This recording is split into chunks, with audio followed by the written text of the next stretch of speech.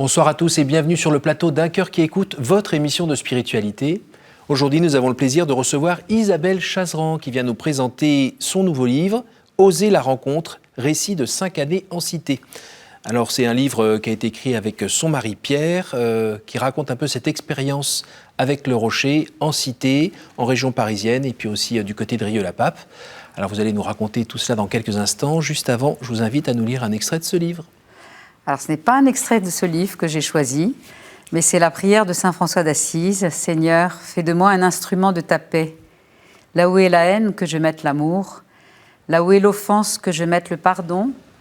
Là où est le doute, que je mette la foi. Là où est le désespoir, que je mette l'espérance. Là où sont les ténèbres, que je mette la lumière. Là où est la tristesse, que je mette la joie. Ô Seigneur, que je ne cherche pas tant à être consolé qu'à consoler, à être compris qu'à comprendre, à être aimé qu'à aimer. Car c'est en donnant qu'on reçoit, c'est en pardonnant qu'on est pardonné, et c'est en mourant qu'on ressuscite à la vie éternelle. » Dans cette belle prière, quel est le passage qui vous touche le plus ? Il y en a plusieurs. C'est le thème de la paix, de l'espérance et de la lumière et de la joie aussi, en fait, tous, c'est le pardon. Je crois qu'elle me touche d'un bout à l'autre. Et qu'elle est un beau programme de vie, déjà, et un beau programme aussi, enfin un beau programme, une belle illustration de ce que fait le Rocher. D'ailleurs, on l'avait affiché dans le hall du Rocher au Murau. Et elle a quelque chose de très universel, donc on accueillait surtout des familles musulmanes et ça n'a jamais posé aucun problème, cette invitation à la paix. Alors, il faut qu'on situe un petit peu d'où vous venez, parce que cette expérience au Rocher, elle ne s'est pas passée il y a 45 ans. Hein. Non. Elle s'est passée il y a très peu de temps, en fait. Oui. Et vous étiez déjà à la retraite avec votre époux. Oui. Donc, est-ce que vous pouvez nous raconter un petit peu ce qui s'est passé avant, d'où vous venez, Oui. qu'on sache un peu à qui on a affaire? Voilà. Alors moi, je viens d'une famille catholique. J'ai vécu jusqu'à mon mariage à Paris. Et j'ai eu la chance d'avoir des parents qui, je dirais avec leurs limites, avec leurs failles, comme on en a tous, essayaient de mettre leur vie en conformité avec leur foi. Mmh. Et donc, ça a été pour moi un bel exemple, celui de mes parents, celui de mes grands-parents. Et je dirais que la foi m'a toujours habitée, même s'il y a des périodes où c'est plus difficile, notamment à l'adolescence, il y a des moments de révolte. Beaucoup aussi des moments de vide, enfin peut-être pas de vide, je pense que la foi elle m'habitait, mais il y a quand même des moments, j'ai pas mal pratiqué les exercices de Saint-Ignace et il me semble qu'il y a un terme pour ça, la désolation, voilà. Des moments de désolation, je pense qu'on en connaît dans tout parcours de vie beaucoup. Mmh. Et j'ai même rencontré un prêtre qui m'a dit que c'était l'état normal du chrétien, la désolation. Mais bon, il y a aussi eu des moments de consolation et puis des belles rencontres, et notamment, je pense aussi celle de mon mari, qui a été, qui est quelqu'un de très enthousiaste, de très joyeux aussi, et qui m'a tiré à sa suite vers de nouveaux horizons. Et lui, il vient d'où ? Alors lui vient d'une famille aussi chrétienne, un peu similaire. On a des grands-parents maternels qui nous ont marqués l'un et l'autre et qui sont pour beaucoup, je crois, dans cet enracinement dans la foi. Donc lui aussi, c'était une famille bien enracinée dans la foi. Des grands-parents qu'il a beaucoup admirés aussi. Lui, il a passé son enfance en Tunisie et en Algérie, d'où de sa part une appétence certaine pour le Maghreb. Mmh. Et une aisance aussi pour le Maghreb. Mon beau-père lisait, parlait, écrivait couramment l'arabe, ce qui était assez rare d'ailleurs dans les familles françaises. Et donc ça explique aussi pourquoi lui a ressenti un appel à se rapprocher du monde des cités, qui est un monde essentiellement musulman, bien avant moi. L'enracinement dans la foi, c'est quoi ? C'est lié à la pratique régulière, aller à la messe le dimanche, vivre les grandes fêtes dans l'année, c'est parler de Jésus, c'est prier ensemble, c'est prier avant le repas, c'est quoi ? C'est un peu tout ça. Moi, de mon enfance, je garde par exemple un souvenir très marquant de la prière qu'on faisait avec mes grands-parents. Quand on arrivait chez eux dans l'Ariège, on allait mettre dans un arbre, à 200 ou 300 mètres de la maison, une statue de la Vierge qu'on appelait Notre-Dame du Grand Silence et qu'on allait ensuite fleurir régulièrement. Et chaque soir, on partait à la nuit tombée en procession avec des bougies, faire la prière à Notre-Dame du Grand Silence. Wow. Et pour moi, c'était quelque chose de très magique. de très magique, de très spirituel Oui. et de magique pour l'enfant que j'étais. Oui. Et c'était d'autant plus nourrissant qu'il n'y avait pas que cet enracinement spirituel. Après la prière, on s'asseyait là, sur des bancs, c'était au milieu de noisetiers, et on continuait par une veillée qui n'avait rien de spécialement spirituel, en croquant des noisettes, et voilà, c'est des souvenirs merveilleux. C'était... Voilà, par exemple, hein, parce qu'il y a bien d'autres choses à dire, mais... Mais ça, c'est la comtesse de Ségur, ça, non? Un peu, oui, un peu.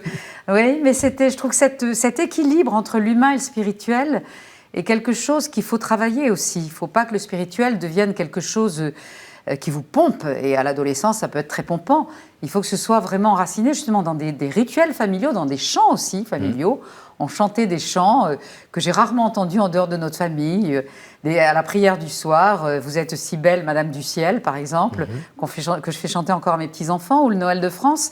Tout ça, ça nourrit toute une vie familiale de prière et d'enracinement dans la foi. Et alors, vous avez réussi à transmettre, vous aussi, à vos enfants J'espère. ou vos petits-enfants? J'espère. On n'a jamais fini, Oui. mais j'espère, oui, qu'on a transmis. En tout cas, on a essayé de le faire, là aussi, avec nos failles et nos lacunes. On n'y a pas toujours réussi, certainement, mais je pense quand même que l'essentiel est passé. Alors aujourd'hui, il y a combien d'enfants et combien de petits-enfants? Alors aujourd'hui, donc 7 enfants et 14 petits-enfants, dont l'aîné a 10 ans. Voilà, et c'est toujours avec bonheur qu'on essaye de se retrouver. Alors donc, vous n'aviez pas assez de travail pour avoir eu envie, ou avoir peut-être pas envie, mais avoir répondu à un appel, Oui. à aller tout d'un coup vous emmurer au mureau? Oui, alors cet appel, il remonte loin parce qu'on est parti en 2014, mais je pense que ça faisait bien une bonne dizaine d'années, et même plus, que ça travaillait mon mari.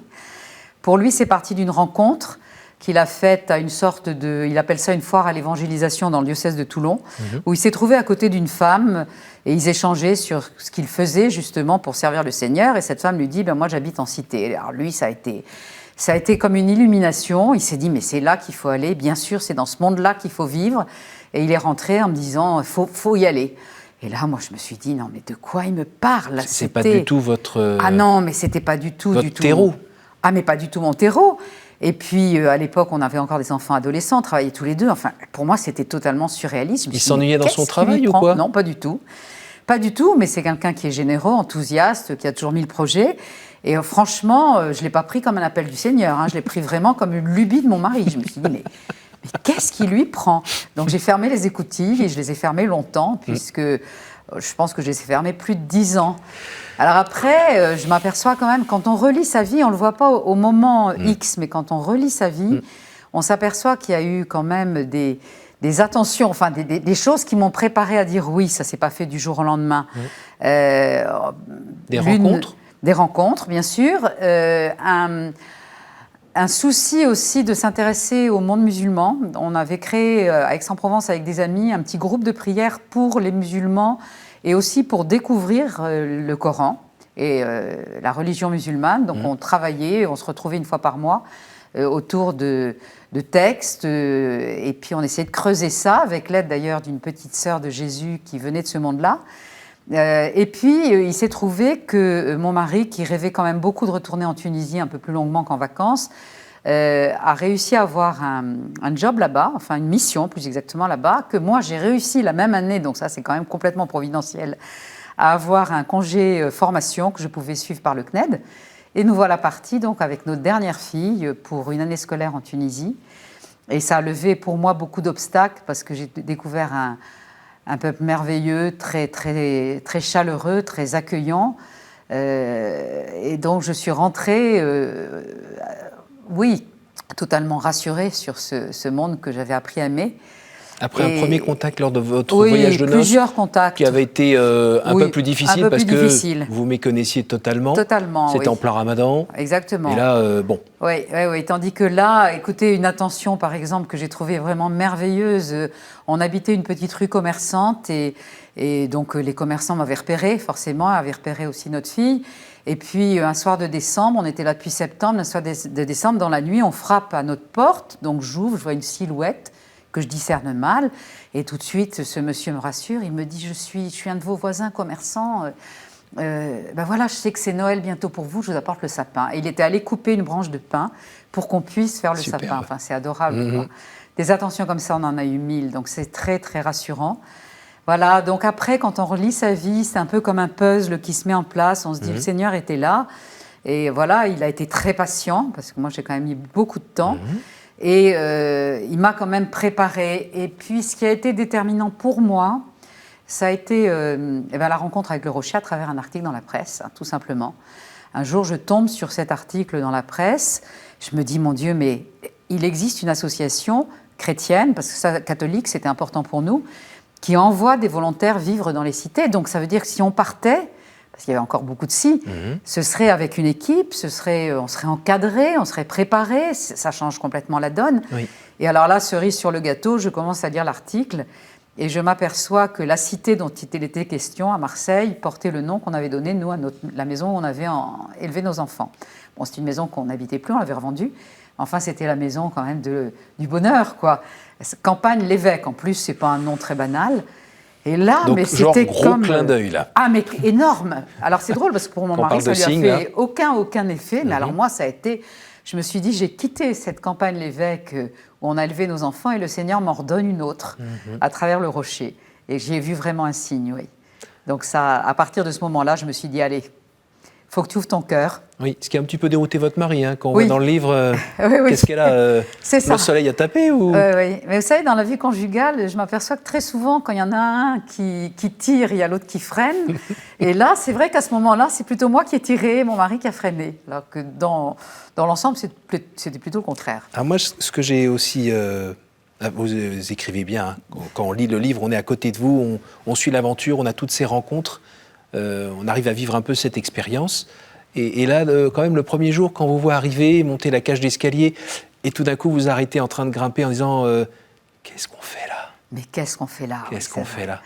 Des odeurs de nourriture très exotiques, plus les odeurs de poubelle, un peu d'égout. Tout d'un coup... Oui, il y a un moment quand même... Oui, il y a des moments difficiles comme celui-là. Heureusement, ça ne dure pas. Voilà. Et en général, c'est coupé par votre nom, votre prénom plutôt, qui est dit en général par la voix d'un enfant avec un grand sourire comme ça. Et vous dites à chaque fois que c'est ça. C'est la lumière. C'est la lumière. Et toutes les peurs, les angoisses, les inquiétudes, les dégoûts, pouf, ça s'envole. Il y a cette rencontre, cette relation, cette fraternité. Exactement. Ce besoin. Oui. Et puis ces enfants, et puis ces gens qui nous ont très vite accueillis et acceptés. Et qui, du coup, chaque fois qu'il fallait revenir, par exemple, après des vacances, nous lançaient un « Ah, Isabelle et Pierre, ça fait plaisir de vous revoir ici. On était tristes de ne pas vous voir, ça fait plaisir de revoir vos visages. » Et ça, c'est complètement réconfortant, c'est même magique. Alors, le côté un peu comtesse aux pieds nus qui se retrouve dans la zone, ça fait que vous avez dû un peu pleurer quand même, non ? Oui, alors oui, il y a eu des moments de découragement. Il y a eu ça, effectivement ce premier contact avec notre cage d'escalier où je me suis demandé ce que je faisais. J'étais crevée et puis bon, c'est quand même un peu dur. Mais ça passe toujours. Il y a eu des moments aussi avec Pierre, on s'est dit qu'est-ce qu'on fait là ? Mais toujours un petit clin d'œil, un petit signe pour nous dire allez, vous découragez pas. Vous semez, et puis bon, après c'est le Seigneur qui récolte, on ne sait pas très bien. Il y a une forme de gratuité dans ce que fait le Rocher, de présence vraiment gratuite au cœur des quartiers. Et puis, on ne sait pas très bien ce qu'on y fait, mais on y est. Donc, ce n'est pas annoncer qu'un porte-voix la bonne nouvelle, c'est être présent, vivre en chrétien. C'est ça. Et puis, aimer son prochain. C'est ça, exactement. Essayer de le comprendre. C'est ça. Et de ne pas répondre aux provocations. Qui sont rares. Qui sont rares. Oui. Participer à la vie. Oui.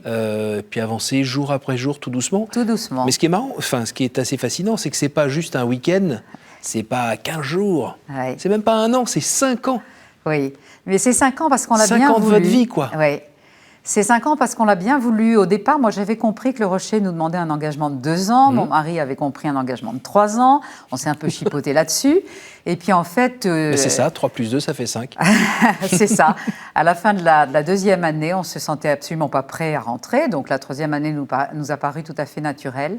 Et en fait, au bout de 3 ans, on s'est dit, non, mais on n'a pas du tout envie de quitter ce monde-là. Et quand le Rocher nous a proposé d'accompagner l'ouverture d'une nouvelle antenne, c'est-à-dire d'accompagner un jeune couple qui prend la responsabilité de créer un rocher dans une nouvelle ville, alors qu'eux n'ont pas l'expérience de la cité, ça nous a paru évident qu'il fallait y aller. Et donc, on est parti effectivement en région lyonnaise et on refera la même chose à Nîmes, la 5e année. Et même de Nîmes, ça a été vraiment difficile de rentrer. Dans votre vie de foi, ça vous a fait grandir comment Alors ça, moi, ça m'a fait grandir à plus d'un titre. D'abord, le lâcher-prise, parce qu'il y a un moment, il faut arriver à se dire allez, je fais confiance au Seigneur. S'il nous veut là, il pourvoira. Donc moi, je ne suis pas du tout par nature dans le lâcher-prise. Hein. Et par éducation non plus, d'ailleurs, parce que cette foi que mes parents vivaient de façon très belle, c'était quand même un peu la foi d'une génération où il fallait, gagner son ciel à la force du poignet. La foi et les œuvres? Il y a la foi et les œuvres, et puis il faut gagner, n'enterre pas ton talent, il faut que tu montres que tu y arrives, quoi. Et pour partir au rocher, il faut totalement lâcher prise, hein. C'est quand même un saut dans l'inconnu, donc ça c'est la première des grâces qui m'a été faite, parce que je crois que s'il n'y avait pas eu la grâce, j'aurais jamais lâché prise, donc merci Seigneur. Hein. Et en même temps, vous n'avez pas lâché complètement prise parce que votre caractère a permis aussi de faire face? Peut-être. Par moment? Peut-être. Et peut-être de soutenir Pierre quand lui descendait un peu? Oui, c'est vrai aussi. Et puis alors la deuxième grâce qui nous a été faite, c'est que nous, quand on a découvert le rocher, on connaissait très mal la communauté de l'Emmanuel. Bon, bien sûr, on connaissait un peu les chants de l'Emmanuel. On aimait bien aller à une messe où il y avait des chants de l'Emmanuel parce que c'était joyeux, c'était vivant. Mais on connaissait peu les chants de l'Emmanuel. On n'était jamais allé à Paray-le-Monial. On y est allé quand même 1 an avant de s'engager au rocher. Et c'est vraiment par le rocher qu'on a connu l'Emmanuel.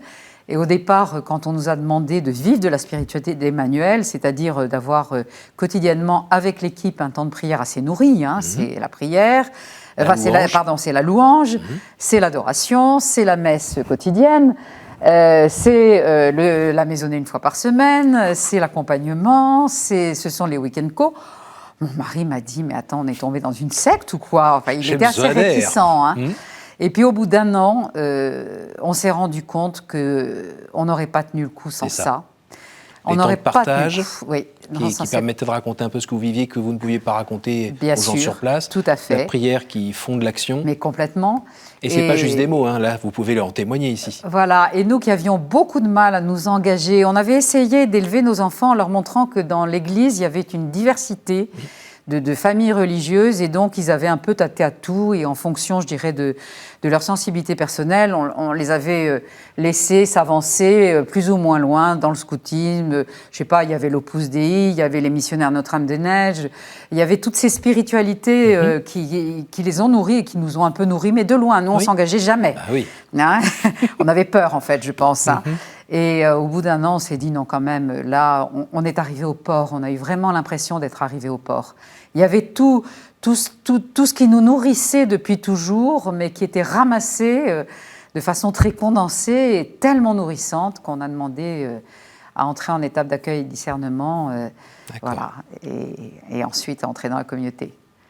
L'expérience à nouveau en cité, ça vous a permis, vous, de voir un peu plus la réalité autrement qu'à travers des reportages écrits ou à la télévision, donc de voir un peu plus ce qui se passe en vrai avec on va dire, des vrais gens. Tout à fait. Vous, j'imagine que, qu'on le veuille ou non, quand on vit en société, on porte parfois un semblant de masque social qui permet d'avoir la paix. Là, j'imagine qu'il a volé en éclats. Ah, mais complètement. Oui, tout à fait. Et ça vous a permis, vous, d'unifier toujours un peu plus qui vous êtes et comme vous apparaissez ou dans ce que vous faites? Ah ben tout à fait, on ne triche pas en cité, hein. On ne triche pas. J'ai une amie qui m'a dit, mais comment tu t'habillais? Mais je lui dis, je m'habille comme je m'habille, je n'ai jamais pensé à me déguiser. On est ce qu'on est, on arrive avec ce qu'on est. La casquette en arrière? Mais tout à fait. Voilà. Ça ne marche pas, ça. Ça ne marche pas. Et on est accepté pour ce qu'on est, c'est ce qui est merveilleux. Et d'apprendre aussi à accepter l'autre comme il est, mais surtout avec cette vérité des relations, qui sont des relations sans phare, d'une confiance qui est très, très, très étonnante. L'une des premières rencontres qu'on a faites dans le porte-à-porte, c'est une femme qui nous a raconté sa vie de femme battue. Heureusement, elle avait fini par échapper au coup de son mari, par refaire sa vie plus paisiblement. Enfin, elle ne connaissait pas 5 minutes avant. Elle nous a raconté ça, je dirais, avec une facilité qui était désarmante, d'autant plus qu'après, j'ai appris à très bien la connaître, puisque c'est devenu une amie, et que ce n'est pas du tout quelqu'un qui se confie facilement. Alors pourquoi s'est-elle confiée à nous comme ça? Ça fait partie des miracles, en fait, qu'on vit. presque quotidiennement quand on est en cité. Et le côté entre guillemets, du blanc aisé, expérimenté, qui vient donner un coup de main aux petits pauvres, finalement, rapidement, on se retrouve avec... en fait, on est aussi pauvre que l'autre en face. Ah, mais complètement. Et à nouveau, ça, c'est pas une vue de l'esprit. Ah non, c'est pas une vue de l'esprit parce qu'on se sent tellement démuni et on arrive tellement on n'a pas de solution toute faite. On est là, bien entendu, on voudrait aider, on voudrait répondre à des demandes, on essaye bien sûr, mais on se sent quand même très très pauvre soi-même et très démuni. Et on arrive bien sûr avec un peu des clichés, avec des idées, qu'on arrive avec un bagage, on croit qu'il va nous servir ce bagage, mais en fait il ne nous sert à rien du tout, hein, ou à très peu de choses. Hein. Moi-même, mon bagage de professeur, et pendant j'ai fait beaucoup d'aide à la scolarité le soir, je peux vous assurer qu'il ne m'a pas servi à grand-chose, parce que je dirais que les jeunes que j'avais à accompagner étaient tellement différents de ceux que je voyais dans mes cours, que voilà, il fallait que je réinvente tout. Et je me suis sentie très pauvre. Et quand on propose de l'aide et on se fait rejeter, ça ne nous est pas vraiment arrivé. Non, simplement, quelquefois, ce qu'on propose est totalement en décalage avec les besoins. C'est vous le racontez aussi. On le raconte aussi, tout à fait. Donc ça, c'est un peu savoureux, parce que ça nous remet totalement en question. Et puis, il y a surtout des moments où on se sent totalement démuni, parce que finalement, on ne peut rien faire si l'autre ne se met pas en route. Et ça ne nous appartient pas, ça lui appartient à lui. Pour finir, quel est le message de ce livre, s'il y en a un? Le message, c'est le titre qui le dit, hein, c'est « Osons la rencontre, n'ayons pas peur de nos différences, osons la rencontre avec ceux qui viennent d'un tout autre monde, qui viennent d'une autre culture, d'une autre religion, et essayons d'être des ponts entre des mondes qui ont tendance à s'ignorer et qui ont peur l'un de l'autre, parce que nous avons peur des cités, mais dans les cités, j'ai rencontré des gens qui avaient très très peur du monde d'où je viens. Parce qu'on ne se connaît pas ? Parce qu'on ne se connaît pas, tout à fait, et qu'on a toujours peur d'être jugé par l'autre. On arrive au moment des questions. Est-ce que vous pouvez me dire un chiffre entre 1 et 15, s'il vous plaît ?